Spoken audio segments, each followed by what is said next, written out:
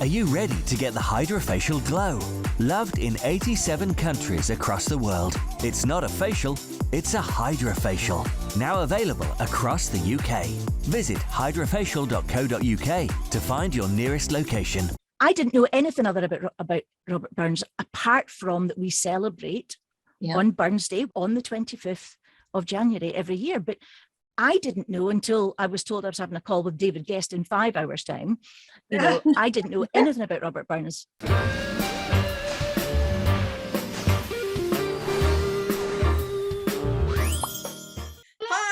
Hey. How is everyone? I have to tell you this. Well, actually, I suppose Debbie might understand more than anyone. So the QE2 now lives in Dubai, as we all know. And I went on the QE2 twice, which was sensational, absolutely. Once with me. Yeah, and I've never ever forgotten that ship. But the funny thing is, there's a documentary now about the QE2 in Dubai, and it's all about her landing there, the having to refurb it, and it made me really cry. I mean, I can't tell you how upset it made me. Not because she's not here anymore, but I have a thing about those big liners, but particularly the QE, because it was so beautiful. And I remember being on not that particular ship, but being on another ship. I think this must be something to do with liners. And we were all told to stand on the deck, and two ships, just that kind of over there, went by each other. And they everybody went, woo, and they passed each other. And I just burst into tears. And then I looked around and everybody was crying. It's the majesty of it all. You know, it's so majestic, these great, big, enormous ships, all doing that and all going, waving. They were, but, you know what I mean? But the QE2, when I saw that and it was being refurbished, and it's not like it was, of course, it's been, made into this luxurious thing now, it just upset me so much. And I thought, I wonder if anybody else feels that about ships. Yeah, I'll watch it. I'll watch it, Sherry. I actually will dig out the pictures that I've got of you and Keely, and we had a really, really great time, didn't we? And it just amazed me that I was actually on it.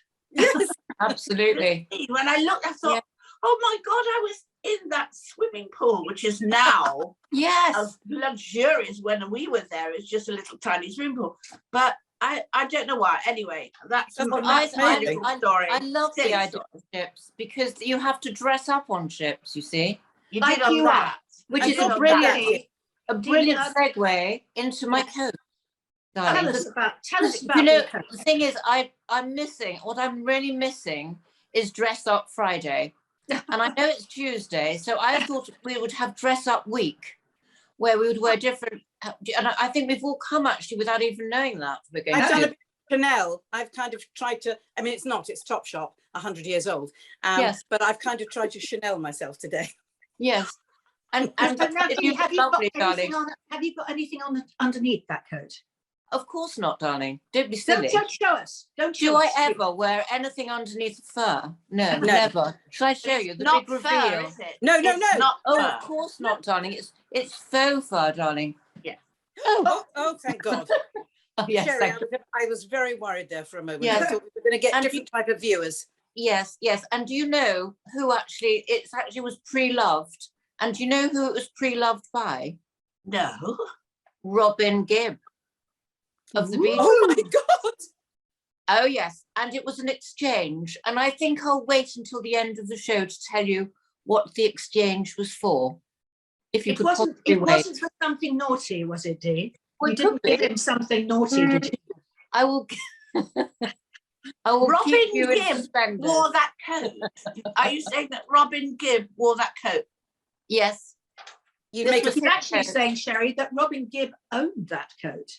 He pre-owned this coat, Robin Gibb. Yes. And it's what she did for it, or exchanged for it. Exchanged for it.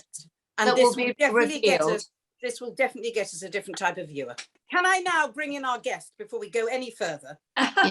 She is a musician. She is a performer. She is a composer. She is a tutor. She is everything, and a mum and a partner. She is the amazing Tish Tindall. Here she is. Welcome, Tish. Hi. Now, I want to start with talking about you're a performer in your own right, let alone, you know, a composer and a teacher and everything else. How did that begin? What were your young days, darling? Not that you aren't still young, obviously. Well, no, because I'm 27 or something. I have been that for a few years.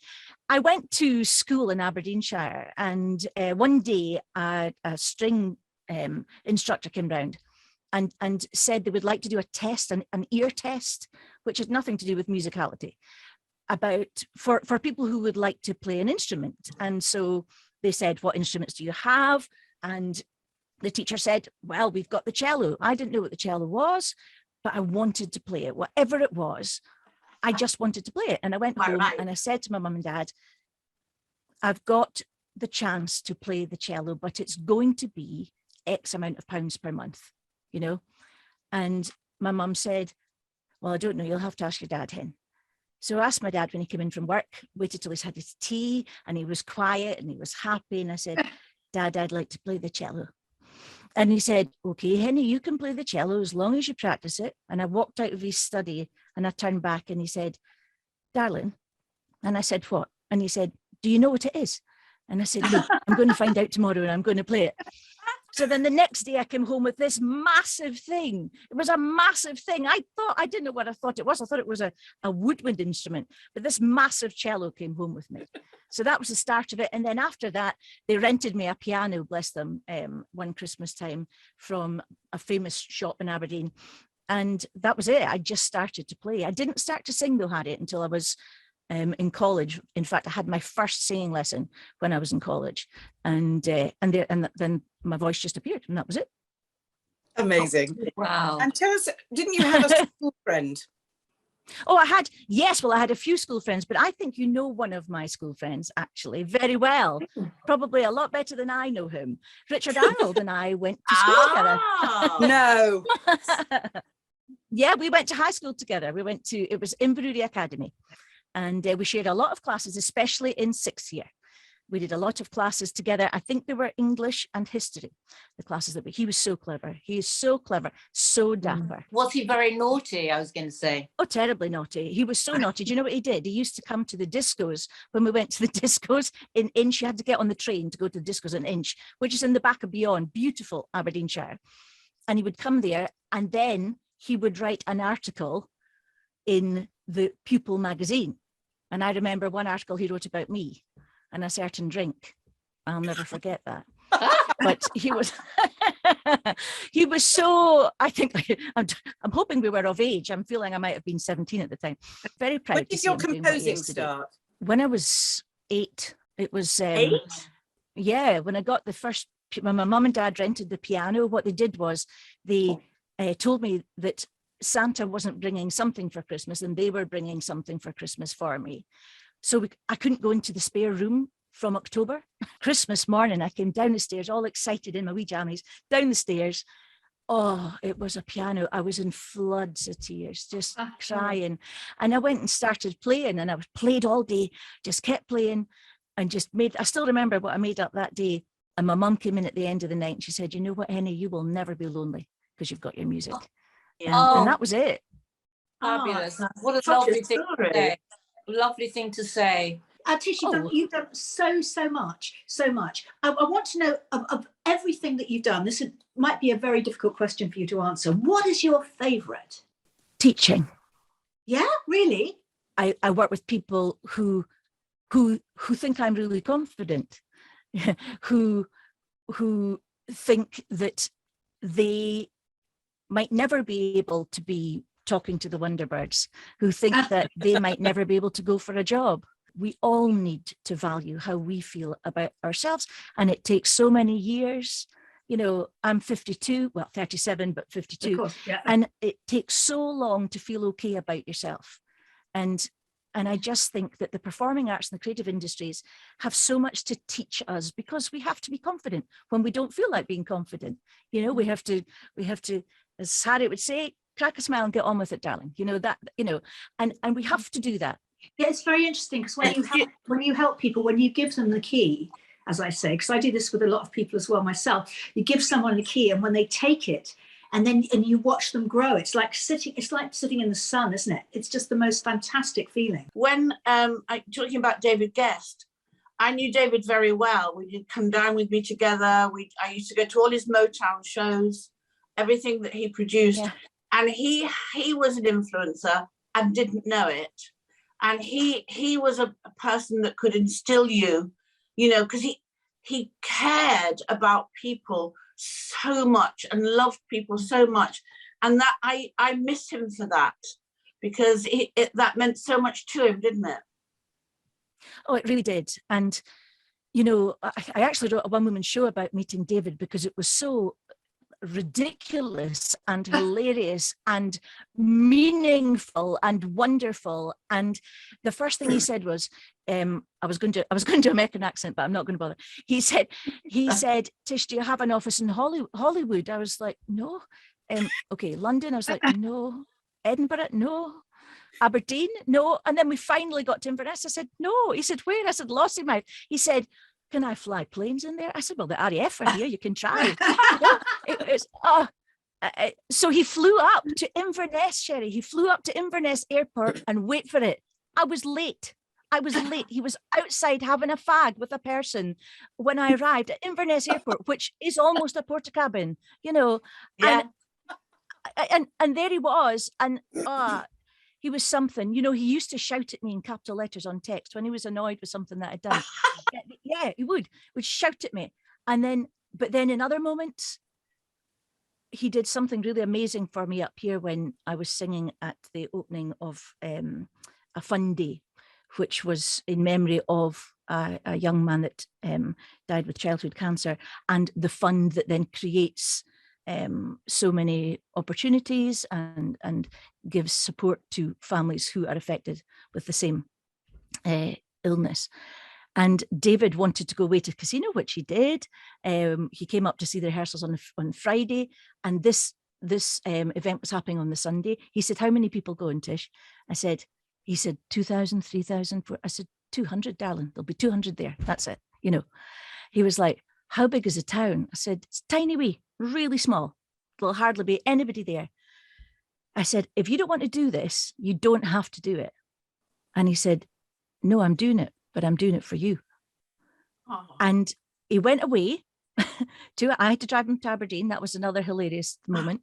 He thought there was going to be big motorways, and he thought, and we got there 2 hours into the drive, and he said, I'm worried about you going home now. I didn't realize we had to go over hills and everything. I was like, yeah, there's no. He said, where's the highway? I said, you're having a laugh.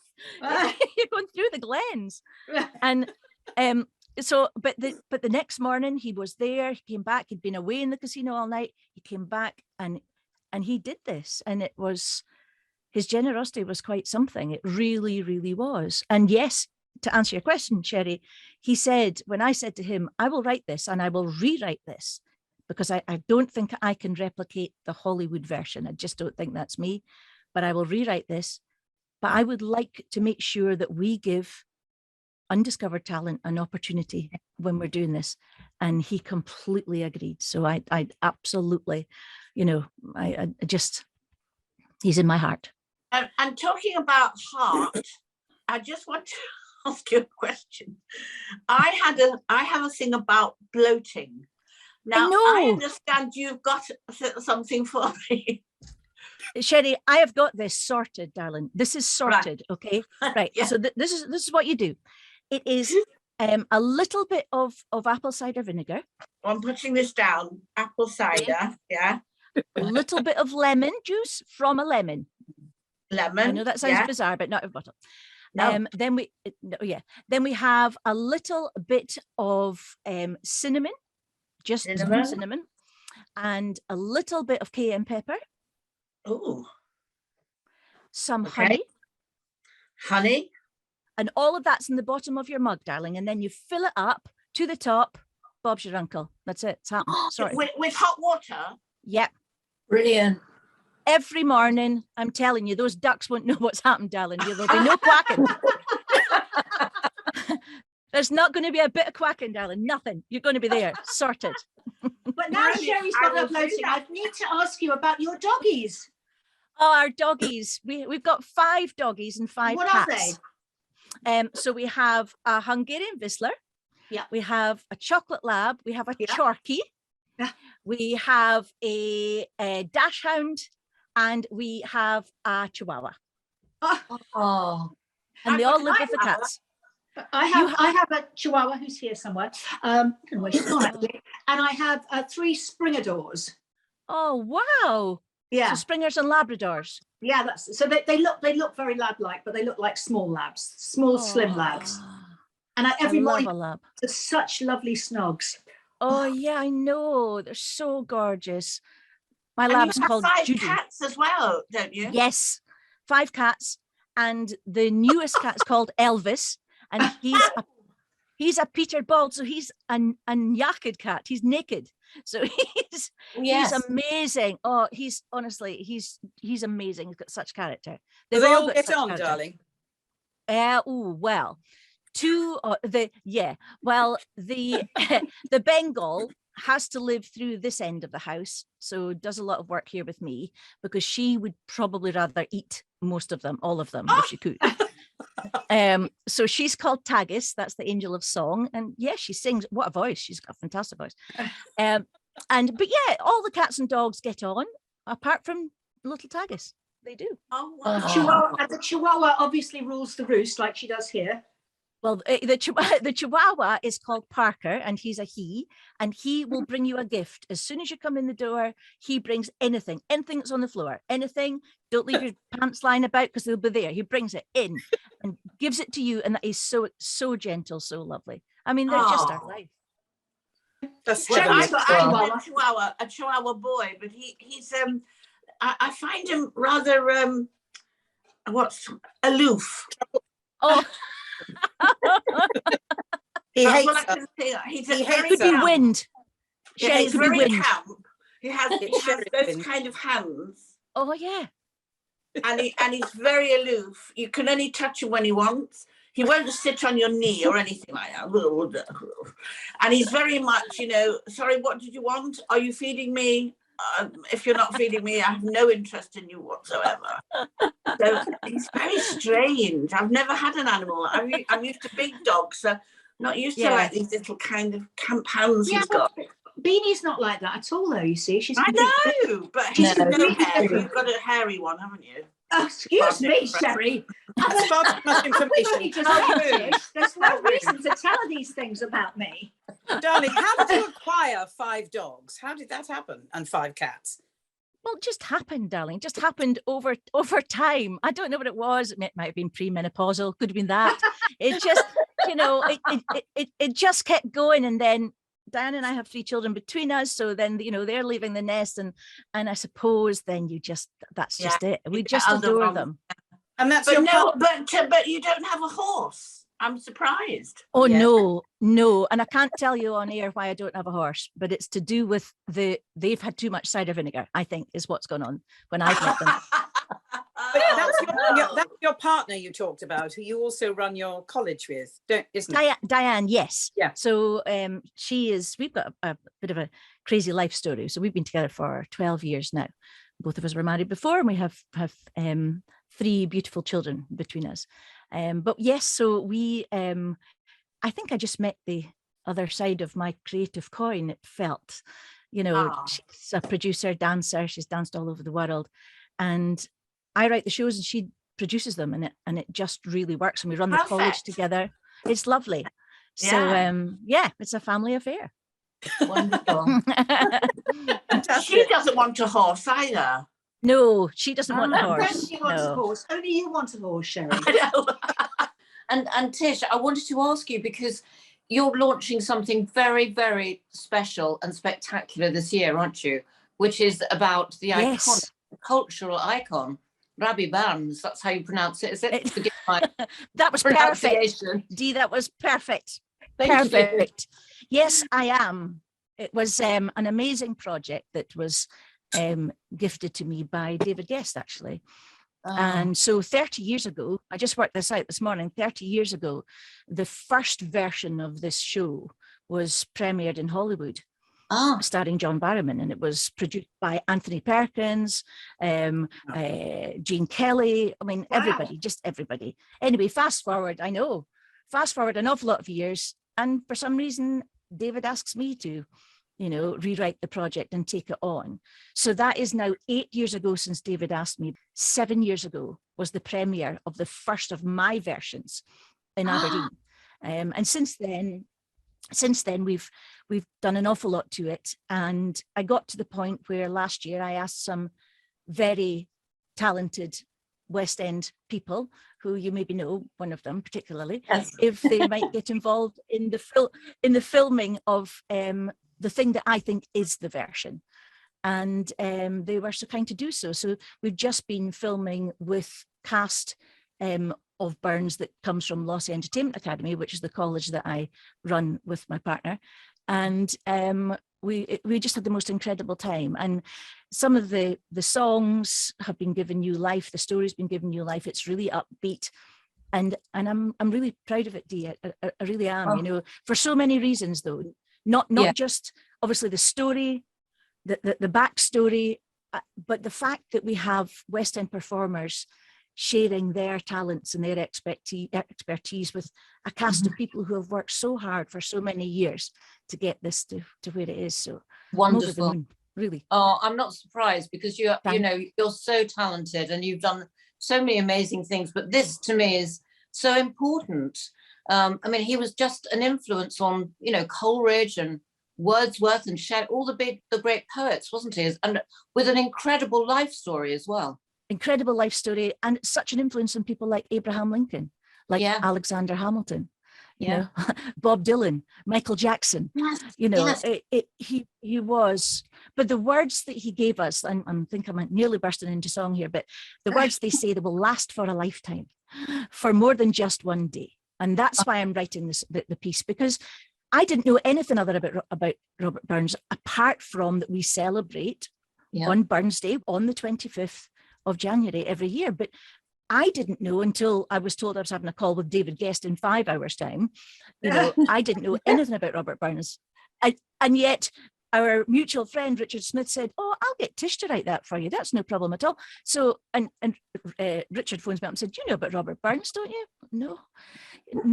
So did an awful lot of research. And by the time I ended up meeting David, I knew a bit more about him. But the things I would say now is that I think it's very easy for the world to focus on his womanizing and his drinking. But in 37 years, this man gave us a genius amount of words. He gave us volumes of words that we all live by: equality, pride, for Auld Lang Syne. When you buy your Valentine a rose, that's Burns.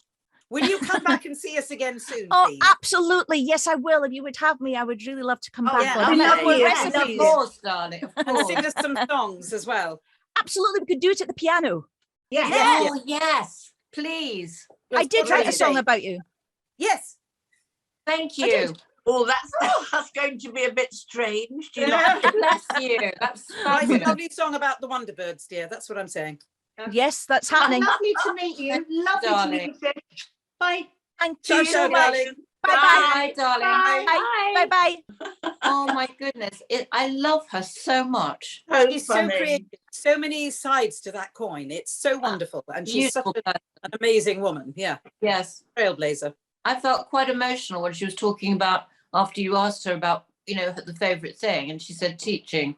And you just feel that about her. And it was like, wow, this is so incredible, because she's so talented. Absolutely. And it wants to give all the time. Wonderful. Yeah, but it's also nice to, have your passion. I mean, she lives her passion, and that Well, is why it's exactly. vibrant and excited. And I live my passion with you girls. That's Yeah, right. We need to sort that out with therapists. Yeah. We'll let that go. Talking of passion, darling, talking of passion, do you want to know the exchange I did with Robin Gibb? Yes, please. It wasn't particularly passionate, darling, because it was a leather look settee. Oh, I wasn't leather expecting look. that. You Oh, mean that's it's very very boring. you I talking kept about it all in understand suspenders. how would you swap a coat for a settee? How did it happen? Are you Well, talking because- leather? Plastic What?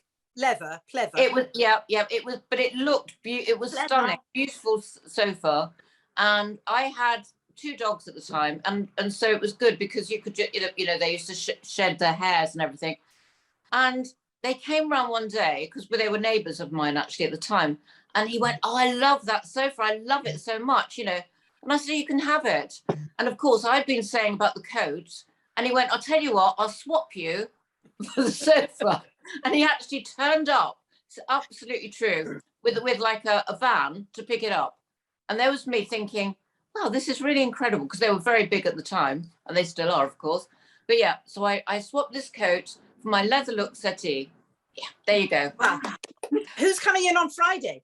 Oh, well, it is the amazing Sanjeev Bhaskar. Oh, Yay. Can't love wait. Sanjeev. We love love it. him. Love it. Been a while. The honorary Wonderful. Wonderbird. Great. Good. It Well, we'll has. see you there. Yeah, see you then. See you Bye. Friday. See you then. Bye.